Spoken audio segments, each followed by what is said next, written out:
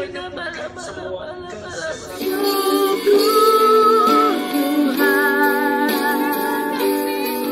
Tuhan, kasih setiamu di dalam hidupku. Walaupun di rumah katakan amin. Kalau hal yang nggak perlu dalam buang.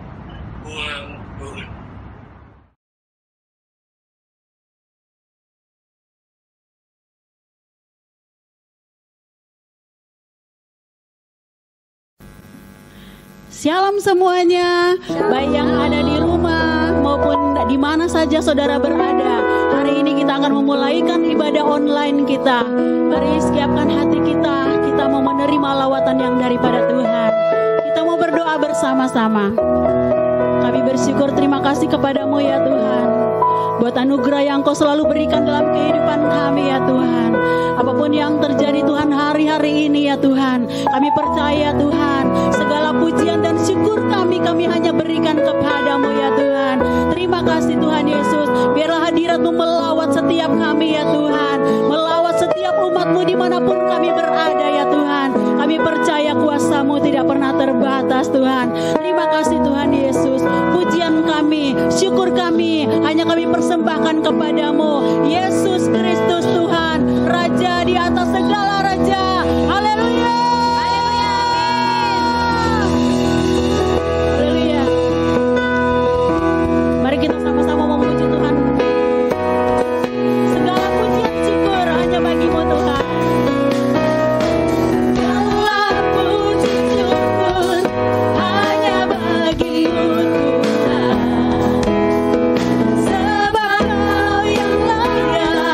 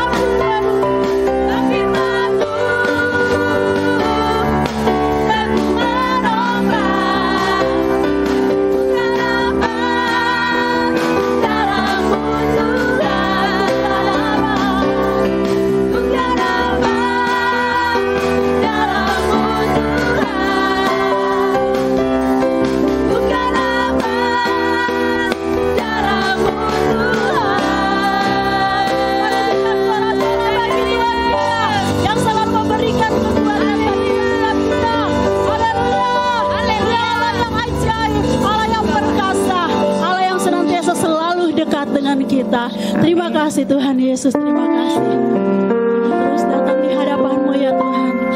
Karena kami tahu Tuhan, hanya dekat dengan Engkau Tuhan, kami merasakan ketenangan. Hanya dekat-Mu Tuhan, kami mendapatkan kekuatan yang baru. Terima kasih Tuhan Yesus, terima kasih. Haleluya.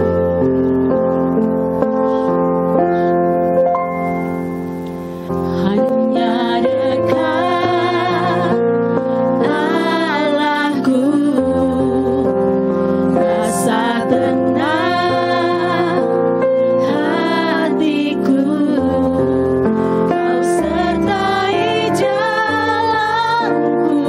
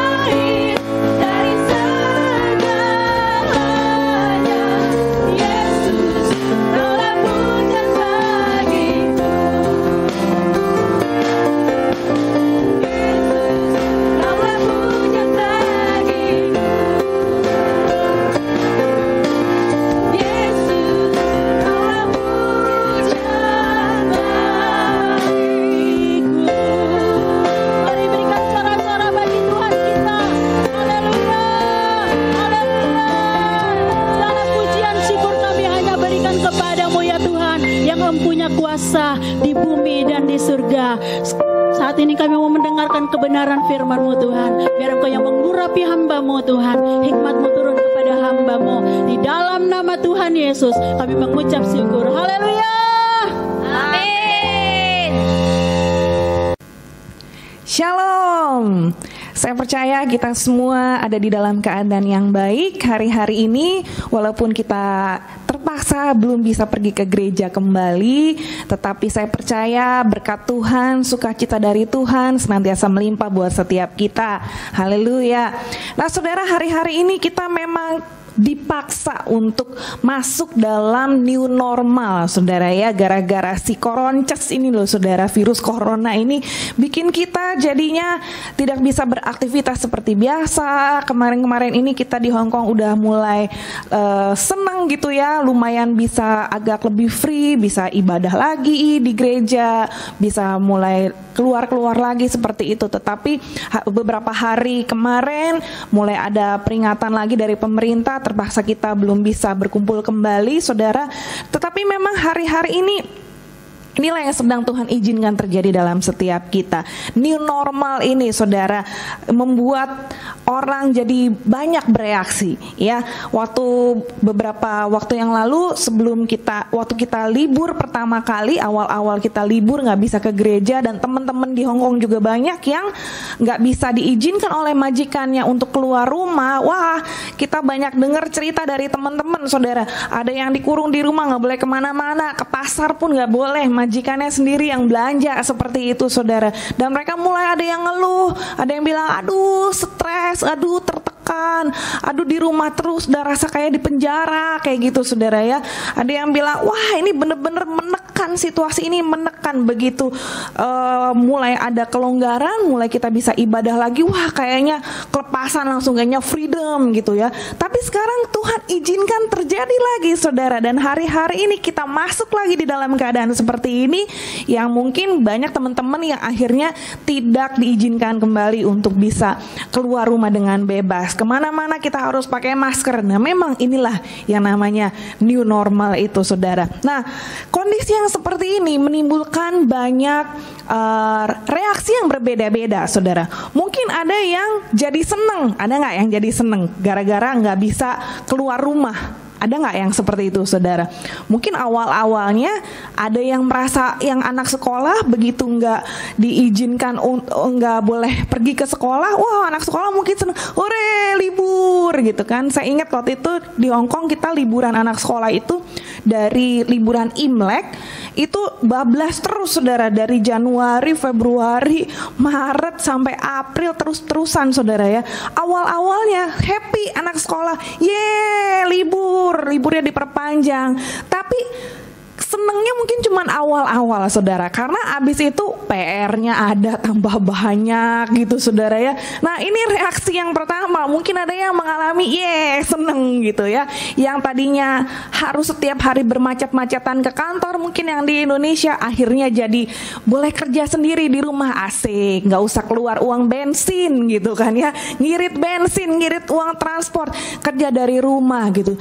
Tapi mungkin itu cuman bertahan sebentar aja, lama-lama mulai ada yang boring, mulai ada yang bosen, mulai muncul, saya lihat di video-video tuh macam-macam, saudara ya, udah kepengen jalan-jalan ke luar negeri, mungkin biasanya sering traveling kemana-mana, tempat olahraga yang biasa buat jalan itu loh, saudara, bawa koper, geret koper di situ, saking stresnya nggak bisa pergi-pergi naik pesawat gitu ya, geret koper di tempat buat olahraga gitu, saudara, dengan dandanan yang rapi, pakai tas mereknya, saudara.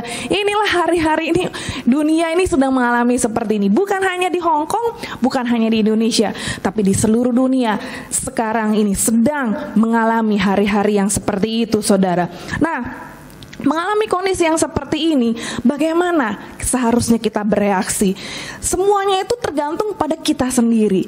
Kita yang menentukan bagaimana apa yang harus kita lakukan, bagaimana kita berpikir, bagaimana kita bertindak, bagaimana kita mengambil keputusan, apa yang kita putuskan, apa yang kita lakukan hari ini, itu akan menentukan masa depan kita. Saya ulangi sekali lagi saudara, bahwa apa yang kita pikirkan, apa yang kita putuskan, ya, dan apa yang merupakan tindakan kita hari ini, itu akan menentukan masa depan kita ke depannya nanti seperti apa saudara. Jadi penting sekali untuk setiap kita mengambil keputusan yang benar, mengambil tindakan yang benar, memilih yang benar, supaya kita masa depan kita nggak tergantung dari apa yang dibicarakan sama orang-orang saudara. Nah, mari kita belajar bersama-sama lewat firman Tuhan apa yang terjadi pada waktu kita belajar dari Lukas 22, saudara. Pada waktu Tuhan Yesus, sebelum Tuhan Yesus itu ditangkap dan kemudian akhirnya Tuhan Yesus akan disalibkan, satu malam Tuhan Yesus itu berdoa di Taman Getsemani. Kita ingat cerita itu saudara ya. Nanti saudara buka di Lukas pasal yang ke-22. Saya bacakan di sini mulai ayat yang ke-39. Lalu pergilah Yesus keluar kota dan sebagaimana biasa ia menuju bukit Zaitun. Murid-muridnya juga mengikuti dia. Ayat yang ke-40. Setelah tiba di tempat itu, ia berkata kepada mereka, "Berdoalah supaya kamu jangan jatuh ke dalam pencobaan." Ini perintahnya Tuhan Yesus kepada murid-murid. Lalu kemudian ayat 41, dia menjauhkan diri dari mereka kira-kira sepelempar batu jaraknya. Lalu ia atau Tuhan Yesus berlutut dan berdoa. Katanya, "Ya Bapa, ya Bapakku, jikalau engkau mau, ambillah cawan ini daripadaku, tetapi bukanlah kehendakku, melainkan kehendak-Mu lah yang terjadi."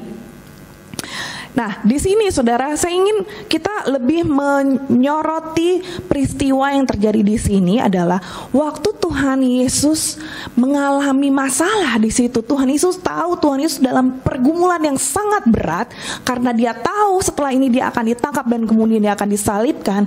Yang Tuhan Yesus lakukan, yang Tuhan Yesus putuskan adalah harus mencari Tuhan. Tuhan Yesus mengambil keputusan untuk mencari Bapa. Padahal dia sendiri juga Tuhan, saudara. Yesus itu adalah 100% manusia dan 100% Tuhan pada waktu itu. Dan dia mengambil keputusan yang sangat tepat, yang sangat benar, yang memberikan contoh buat kita semua. Waktu kita mengalami masalah, waktu kita mengalami tekanan, waktu kita mengalami berbeban berat, datang kepada Bapa kita. Ya, di sini Tuhan Yesus datang kepada Bapa.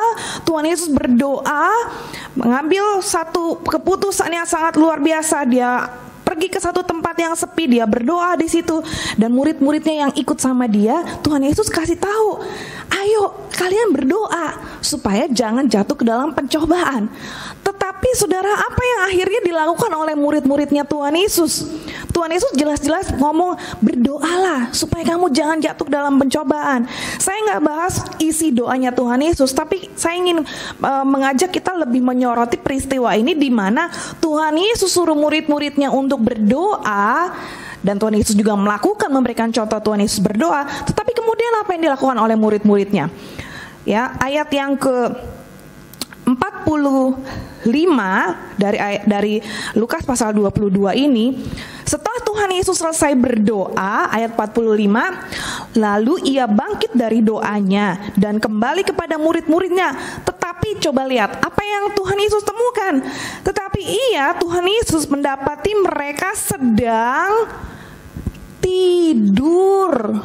Aduh, gimana ini anak-anak disuruh berdoa malah tidur. Ayo, nih kita di gereja kita ini kita suka ada doa pakai telepon ya. Ada yang suka doa pakai telepon, ada yang pakai messenger, ada yang pakai Zoom seperti itu. Saya percaya nggak ada kali ya, harusnya ya, yang diajak berdoa, ayo kita sama-sama berdoa. Disuruh berdoa malah tiba-tiba ditemukan tidur, saudara. Aduh, ini loh murid-murid Tuhan Yesus kayak gitu tuh kelakuannya. Ya ampun deh, tolong ya. Nih kita lihat, jelas-jelas Tuhan bilang, aku nih mau berdoa. Bahasa gampangnya gitu lah ya. Aku nih mau berdoa, aku lagi berbeban berat nih. Aku nih lagi tertekan makan, aku nih lagi butuh pertolongan, aku butuh Tuhan, aku mau berdoa. Ayo kita sama-sama berdoa. Aku berdoa di sini, kamu berdoa di situ. Berdoa, kamu juga harus berdoa supaya kamu jangan jatuh dalam percobaan. Mungkin pada waktu itu, apalagi kalau misalnya di situ ada si Petrus tuh biasanya kan cepet jawabnya kan, ngomongnya kan. Waktu Tuhan Yesus bilang, Pet, atau mungkin Tuhan Yesus panggil si Petrusnya, atau terus begitu ya. Kamu berdoa ya, aku berdoa di sini, kamu berdoa di situ. Mungkin si Petrus pada waktu itu langsung siap gitu ya. Tapi ternyata ngomongnya sih oke, amin. Jangan sampai kayak gitu saudara. Ya aku mau, ya Tuhan, amin. Tapi abis itu cuman ngomong doang, abis itu nggak melakukan. Malah di sini muridnya Tuhan Yesus ngapain? Tidur. Astaga ya. Nah di sini Tuhan Yesus mendapati mereka sedang tidur karena duka cita. Katanya kepada mereka, lalu Tuhan Yesus ngomong lagi, aduh bro, nah mungkin gitu ya. Kenapa kamu tidur? Mengapa kamu tidur? Lalu Tuhan Yesus bilang, bangunlah dan berdoalah. Sekali lagi Tuhan Yesus bilang, bangunlah dan berdoalah supaya kamu jangan jatuh ke dalam pencobaan. Nah, saudara, di sini kita coba mau lihat ya. Tuhan Yesus bilang, aduh, kamu disuruh berdoa malah tidur. Apakah artinya maksudnya kita nggak boleh tidur, saudara? Ya boleh lah, kita manusia masih perlu tidur, saudara ya. Tetapi kalau kita tidur tidak pada jamnya tidur, nah itu ya nggak boleh, saudara.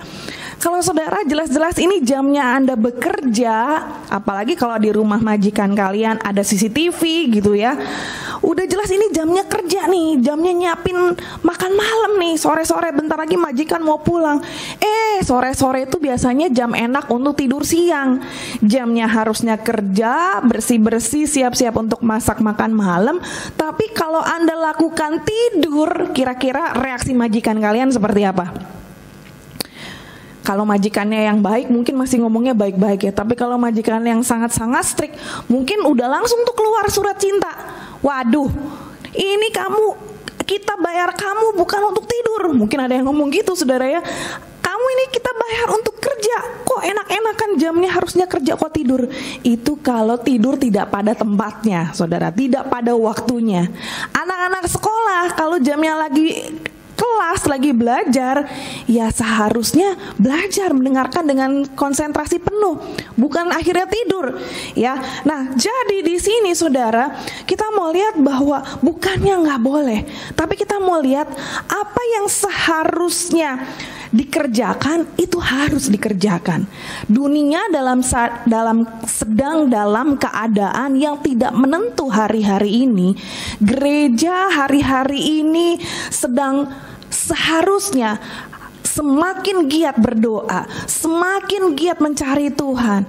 Kalau saya bilang gereja, artinya bukan hanya gereja, gedung gereja atau organisasi gereja, tapi yang namanya gereja adalah umat-umat Tuhan. Kita semua, saudara dan saya, kita adalah gereja Tuhan. Hari-hari ini, di masa-masa yang tidak menentu ini, gereja Tuhan harus lebih banyak lagi berdoa. Katakan atau ketik sama-sama dengan saya, berdoa. Seperti itu saudara ya. Nah jadi saudara, kita harus semakin giat untuk mencari Tuhan. Jangan justru keadaan kita gak bisa kemana-mana ini membuat kita jadi semakin santai, tidur enak-enakan, nonton drakor banyak-banyak saudara ya. Wah sekarang kan banyak waktu di rumah gitu. Wah buang waktu untuk hal-hal yang gak bermanfaat. Boleh sekali-sekali mungkin ya untuk refreshing. Tetapi hari-hari ini saya ingin ingatkan, siapa sih kita? Identitas kita ini siapa? Kita ini adalah prajurit Tuhan yang gagah perkasa, yang kesukaannya adalah berdoa, memuji dan menyembah Tuhan siang dan malam. Ini kita harus seperti ini saudara. Dan apalagi, dan kita adalah orang-orang yang melakukan kehendak Tuhan pada zaman ini. Kita harus ingat, inilah identitas kita. Kita ini prajurit. Prajurit itu gak boleh kebanyakan tidur saudara. Prajurit itu mesti banyak perang. Amin. Ya, apalagi kalau komandan kita katakan, ayo makin banyak berdoa, makin banyak memuji Tuhan, makin banyak mencari wajahnya Tuhan, makin banyak masuk dalam peperangan rohani. Prajurit hari-hari ini harus semakin giat bertempur, ya, melakukan peperangan rohani. Nih, kita ini prajurit, saudara. Saya ingin ingatkan sekali lagi buat setiap kita ini prajurit yang gagah perkasa, yang suka berdoa, memuji dan menyembah Tuhan, harus menjadi gaya hidup kita hari-hari ini.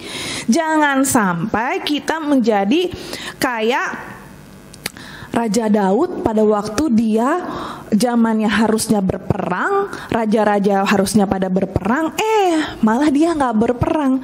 Akhirnya jadinya jatuh ke dalam pencobaan seperti yang Tuhan Yesus katakan tadi.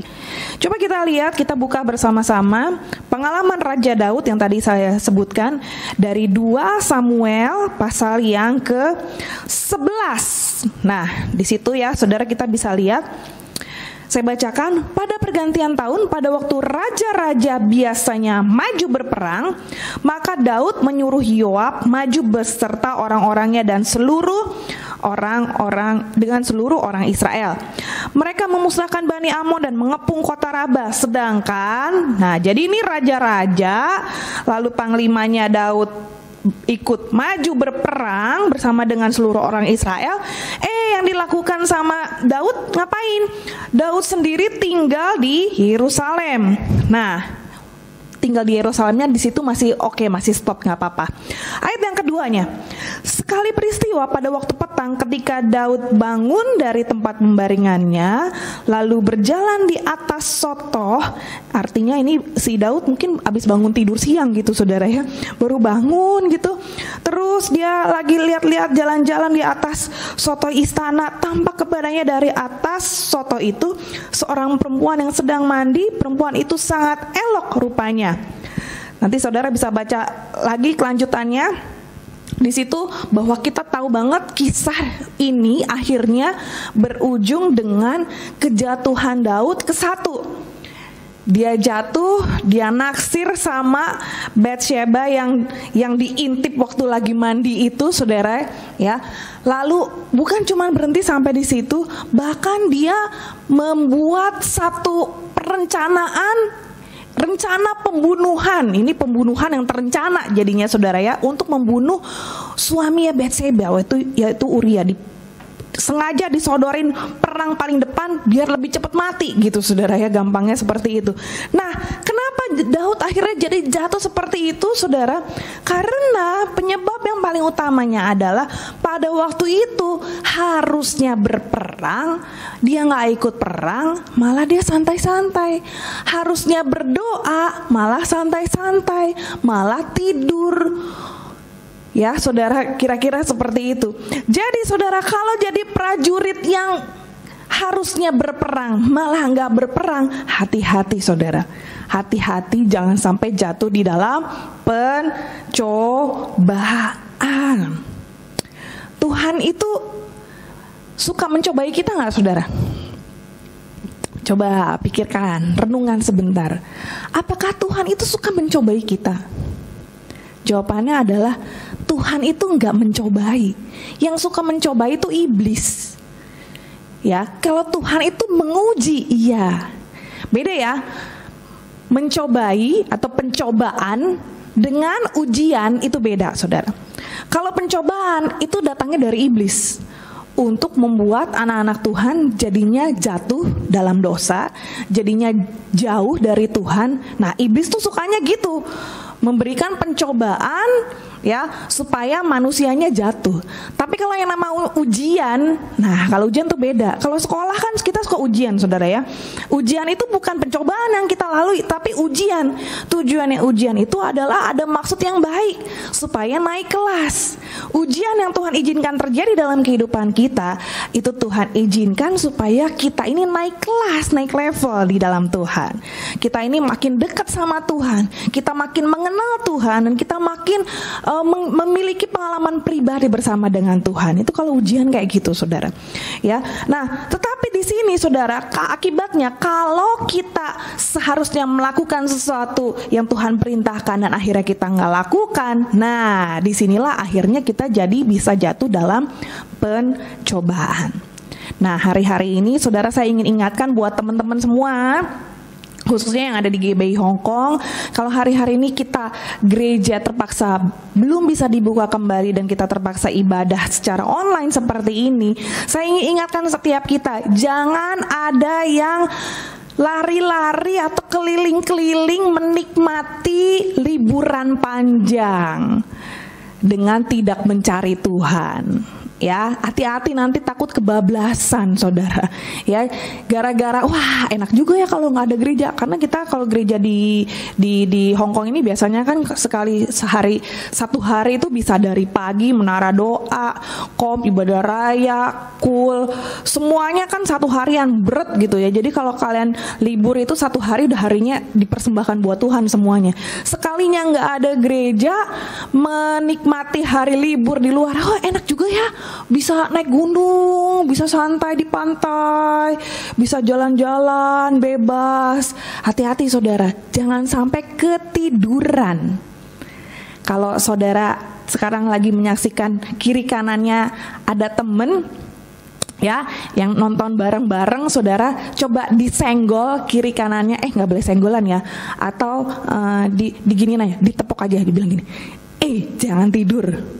Kan ini ya, nggak boleh pegangan, nggak boleh sentuhan kan ya. Diingetin, jangan tertidur.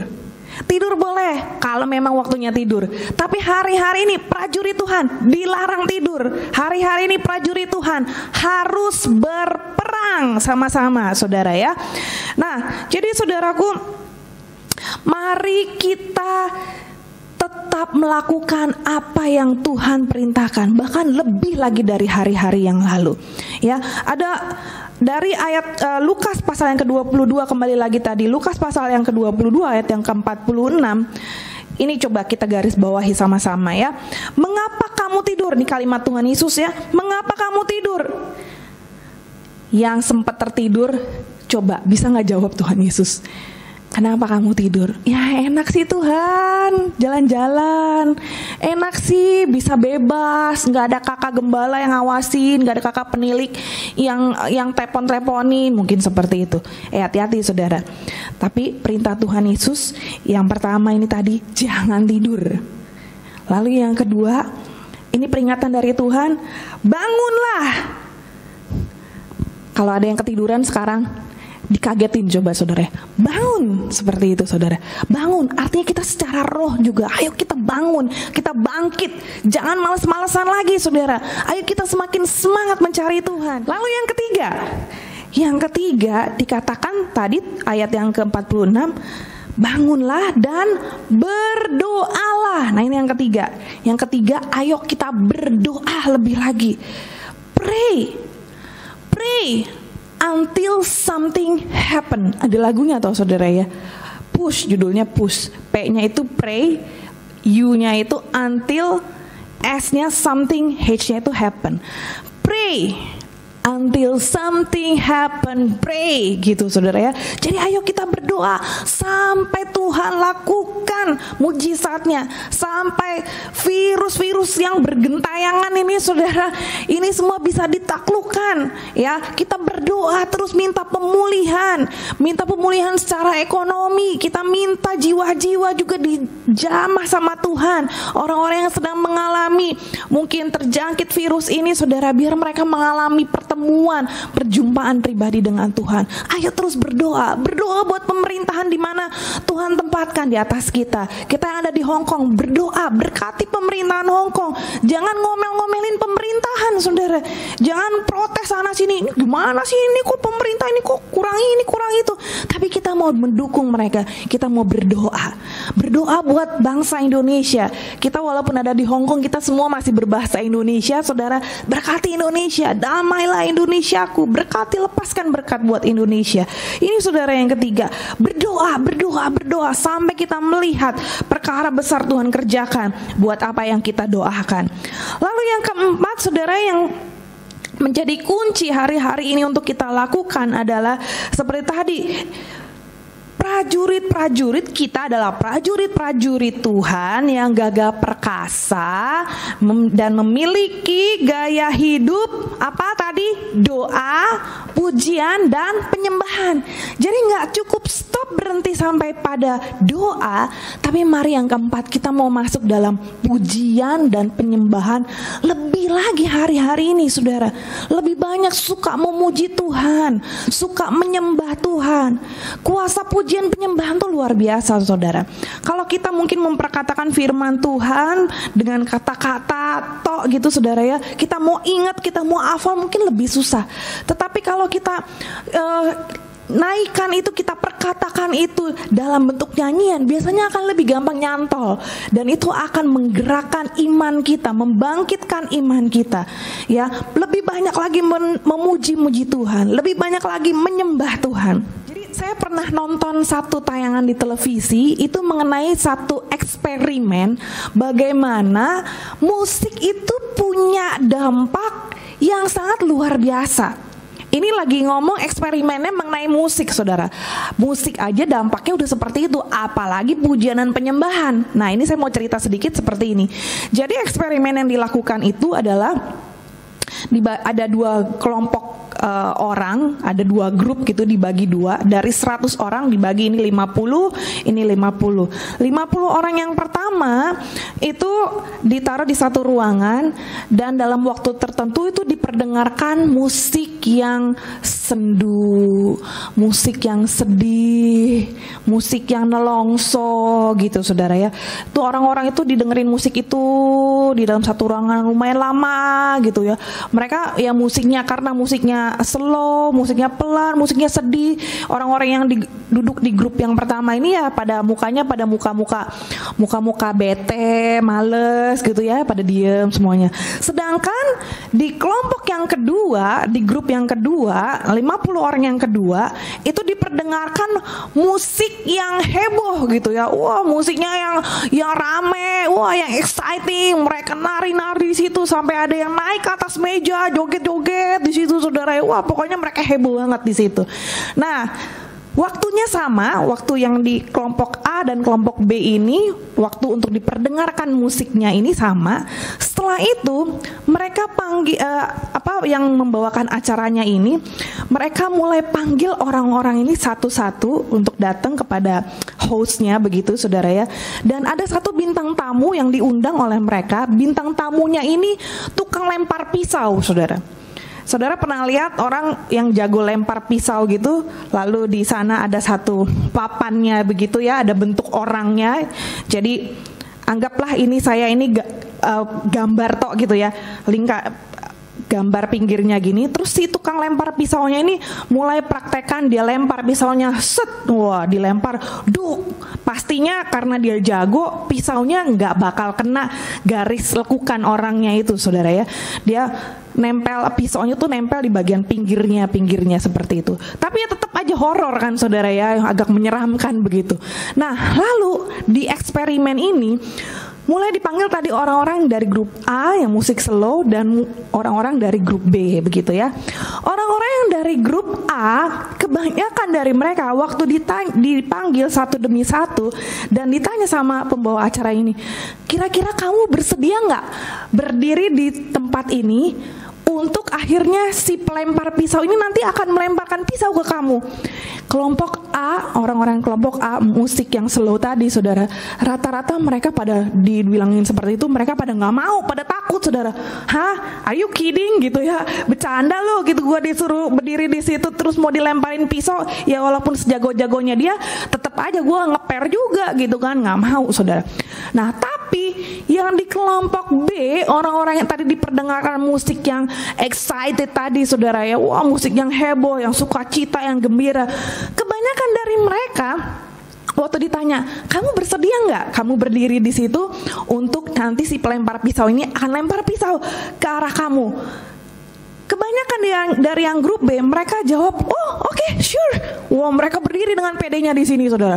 Begitu mereka berdiri di sini, pelempar pisaunya udah siap-siap, udah mau lempar begini, deg-degan pasti saudara. Udah mau dilempar set, terus MC-nya bilang, ya stop, eksperimennya cuma sampai di sini. Ternyata mereka mau ngetes seberapa musik itu berdampak di dalam keputusan mereka untuk mengambil resiko begitu saudara ya. Dan ternyata terbukti begitu musiknya itu memiliki dampak yang luar biasa, ternyata ini secara bahasa rohaninya sih saudara ya, imannya tuh timbul gitu saudara. Sehingga waktu mereka diberikan tantangan, mereka berdiri di situ, mereka siap untuk dilempar, walaupun gak dilempar beneran, mereka ngambil keputusan tuh, oke, silakan, oke boleh, aku mau, kayak gitu saudara ya. Nah ini ternyata dari eksperimen ini kita bisa melihat bahwa kalau kita ini diisi, pikiran kita ini diisi, hati kita saudara diisi dengan hal-hal yang positif, dengan pujian, dengan penyembahan. Pujian penyembahan itu isinya kan firman Tuhan saudara, pengagungan kepada Tuhan, deklarasi firman Tuhan, itu iman kita akan dibangkitkan. Sehingga waktu iman kita dibangkitkan, kita tidak akan mudah goyah, tidak akan mudah terpengaruh dengan hal-hal yang ada di sekeliling kita hari-hari ini. Kalau kita diisi terus dengan firman Tuhan, dengan pujian, dengan penyembahan, dengan doa, walaupun ada masalah di kiri kanan kita, walaupun hari-hari ini berita-berita itu isinya virus corona melulu saudara ya, tapi kita akan dikuatkan iman kita dan kita akan ingat, enggak, Mazmur 91 jadi bagian kita anak-anak Tuhan. Perlindungan Tuhan sempurna buat setiap anak-anak Tuhan. Kemarin anak saya baru sakit saudara ya, panas 38,6 derajat 2 hari yang lalu sakit. Terus ya secara manusia memang agak khawatir gitu, agak aduh ini kok panas gitu. Terus gejala-gejalanya hari berikutnya buang-buang air pula gitu ya. Tadinya nggak mau ke dokter, cuman suami saya bilang ya udah buat for safe-nya udah ke dokter aja gitu biar lebih mantep gitu kan, ini nggak apa-apa atau apa-apa gitu kan ya. Tapi kita beriman sih ya nggak apa-apa gitu kan. Terus yang saya mau cerita adalah gini, suami saya tuh cerita sama temennya di kantor, oh anak aku sakit loh, panas nih 38,6 derajat, terus wah moros-moros lagi gitu. Wah temen-temennya dia tuh waktu dia ceritain kayak gitu, temen-temennya dia pada takut saudara, karena kan kita serumah gitu kan, waduh nah loh nanti kalau corona gimana. Suami aku bilang dikit lagi kalau aku ceritain lagi lebih lanjut lagi, dikit lagi aku bisa dimusuhin orang-orang sekantor, katanya bisa nggak diajak ngomong saudara karena pada takut. Tapi waktu kita ke dokter puji Tuhan dokternya juga langsung ngerti, nggak ini bukan virus corona kok, cuman salah makan aja kayak gitu ya saudara. Nah inilah saudara orang-orang yang ada di dunia itu karena diisinya itu sama berita-berita, oh kalau virus corona itu gejalanya gini. Oh nanti kamu jangan pergi makan di sini, jangan pergi makan di sini. Oh kamu harus hati-hati, daerahmu itu udah banyak yang kena. Nanti kalau kamu satu kena nanti gini. Sehingga begitu ada gejala-gejala dikit aja udah langsung mikirnya, aduh kena nih, jangan-jangan positif nih gitu saudara. Tapi kalau pikiran kita diisi dengan doa, dengan pujian, dengan penyembahan, dengan firman Tuhan, saya percaya yang akan terus ada di dalam hati kita, pikiran kita, itu adalah kekuatan demi kekuatan yang datangnya dari Tuhan. Yang mengerti dan percaya katakan amin. Haleluya. Jadi yang keempat tadi ingat saudara, yang keempat adalah ayo kita hidup dalam pujian dan penyembahan lebih lagi. Apalagi kalau kita nih di gereja kita diingatkan kita bukan hanya pemuji dan penyembah hari Minggu toh, tapi kita harus setiap hari, siang dan malam. Ya, kalau bisa bersama-sama, ayo bersama-sama. Yang lagi stay at home bersama-sama dengan keluarga memuji dan menyembah Tuhan. Yang bisa ajak majikannya saudara. Saya beberapa waktu yang lalu terima video dari salah satu imam Lewi di gereja kita. Dia kirimin video anak majikannya, orang Hong Kong saudara, anak majikannya jadi belajar bahasa Indonesia, belajar lagu-lagu pujian bahasa Indonesia dan memuji Tuhan, menyembah Tuhan pakai bahasa Indonesia saudara.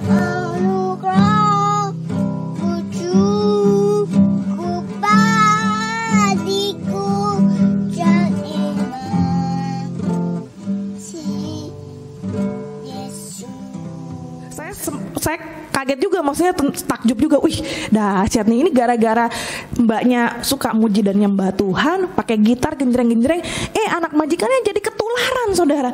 Nah, ayo kita mau lakukan hari-hari ini biar kita jadi dampak buat orang yang ada di sekeliling kita. Haleluya. Nah, lalu yang kelima, yang terakhir, mari kita mau melakukan kehendak Tuhan pada zaman ini. Kalau kita dekat sama Tuhan, ya, kita akan ngerti Tuhan tuh maunya apa. Tuhan tuh kita bisa nangkep apa maunya Tuhan. Kita bisa dengar Tuhan bilang, ya lurus nak, ya belok kiri nak, belok kanan, berhenti nak, tunggu sebentar. Kita bisa dengar apa yang Tuhan mau, saudara. Lakukan kehendak Tuhan hari-hari ini, pada zaman ini apa yang Tuhan mau. Ya, jangan lakukan apa yang menjadi keinginan kita sendiri, karena apa yang menjadi keinginan kita sendiri belum tentu benar.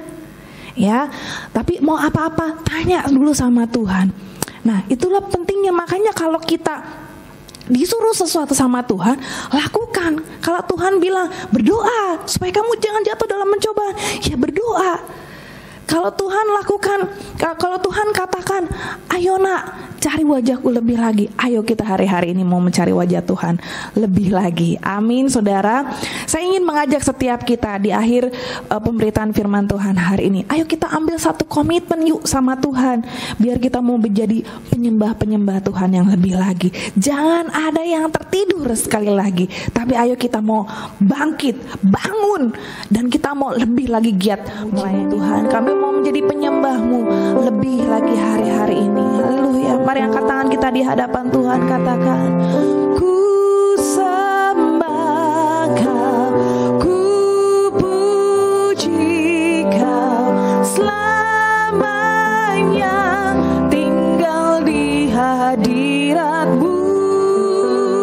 Yang ku mau menyenangkan-Mu, Yesus, Kau dambaan hatiku. Ku sembah Kau, ku puji Kau, selamanya tinggal di hadirat-Mu. Yang ku mau menyenangkan-Mu, Yesus, Kau dambaan hatiku. Mari sekali lagi sungguh-sungguh sambil angkat tangan kita di hadapan Tuhan.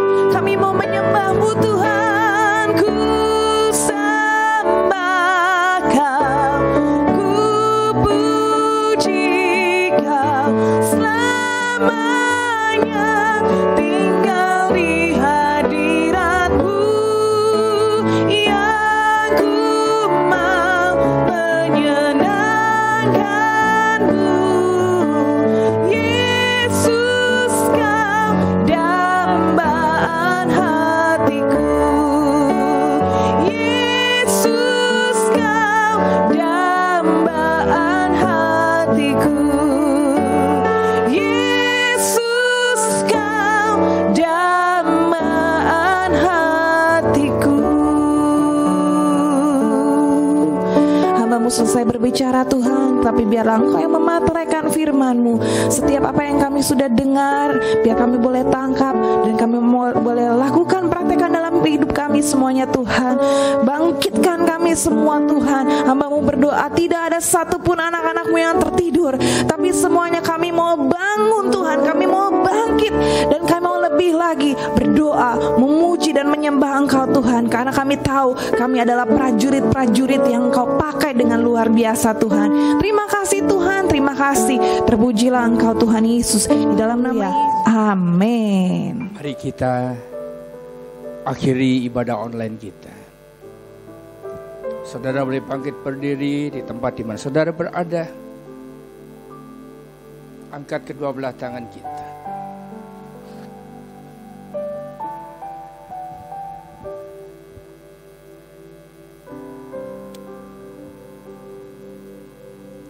Bapak, kami bersyukur kami boleh mengikuti akan ibadah online pada hari ini. Kami percaya setiap firman yang kami dengar akan mengubah pikiran kami, akan mengubah hidup kami, akan mengubah masa depan kami. Itulah berkat yang tak terhingga. Curahkan itu dalam hidup setiap kami Tuhan. Bukan cuma berkat rohani, juga berkat jasmani dan berkat materi. Kau curahkan berlimpah-limpah bagi setiap rumah tangga dan keluarga. Melalui putramu yang tunggal, Yesus Kristus Tuhan. Dan persekutuan dengan Roh Kudus yang akan membawa kami masuk dalam rencanamu yang tergenapi di akhir zaman ini. Untuk menyatakan kemuliaan Tuhan boleh terjadi mulai saat ini sampai Tuhan menjemput di awan-awan yang permai. Mari yang percaya diberkati bersama katakan amin. Tuhan Yesus memberkati.